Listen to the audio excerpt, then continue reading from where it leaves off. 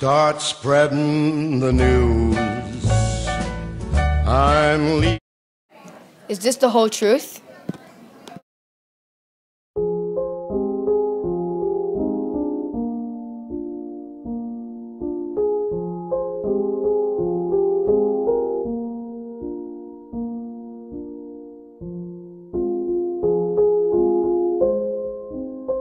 He was famous for his metal dealing techniques and ways he applied metalworking to other businesses.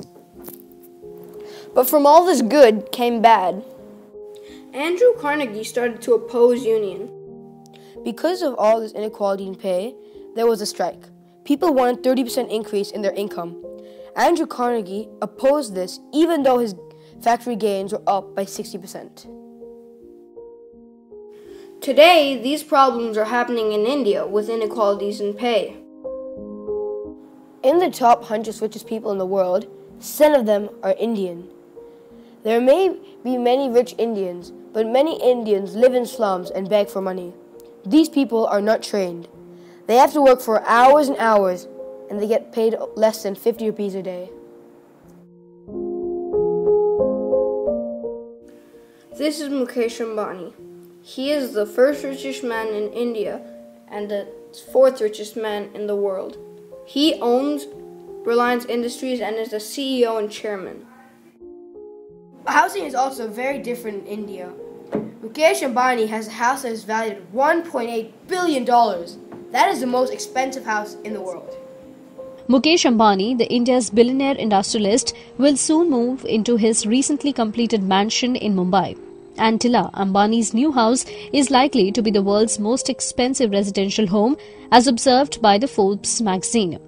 The palace, worth $1.8 billion, has 3 helipads, a dance studio, a ballroom, a 50-seat theatre and an underground car park for 160 cars.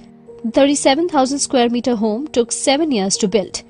The 27-floor apartment is located on Altamount Road, which is approximately 10 times more expensive than any other residential property in the world. Ambani, the richest man in India and the 4th richest man in the world, plans to move into this 570-foot marvel later this month. The Reliance stocks have gone up by 100%, but the shopkeepers' pay have only gone up by about 100 rupees per month. This is modern inequality in pay.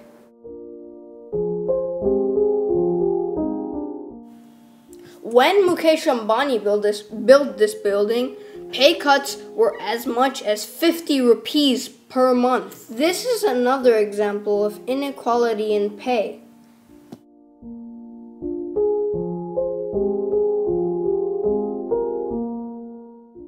There is a solution, but it would require the government to make education free. This isn't just the tuition, it's the uniforms and the stationery. This would allow children to raise above their previous way of living and education.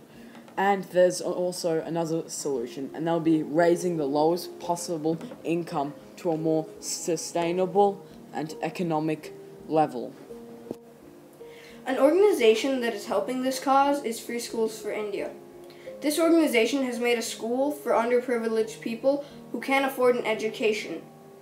This school is open to anybody, and on their website, people can sponsor children and donate to the school. We think that this is the first step to free schools and less inequality in pay. So, Mr. Anish Bafna, what do you think the change in India would be if the government enforces the human right of education? So, as we were discussing, one of the critical reasons of inequality is the lack of similar education facilities for children across the geography or across the world. And one of the critical reasons why children of a particular country or children of a certain region are not able to match up is primarily because of the lack of educational facilities. So I feel the right to education is a fundamental right that each and every child in the world should have. The right to nutrition is a fundamental right that each and every child in the universe should have. Now, does it mean that there is going to be a big change in the inequality on income levels? Maybe not, but what it'll do is it'll help everybody to be brought up to a certain level where they will be able to afford the basic amenities that the world has to offer, and that will be a level playing, or it'll be a level, it'll be a game changer for every child in the universe. Thank you for joining us today. Okay.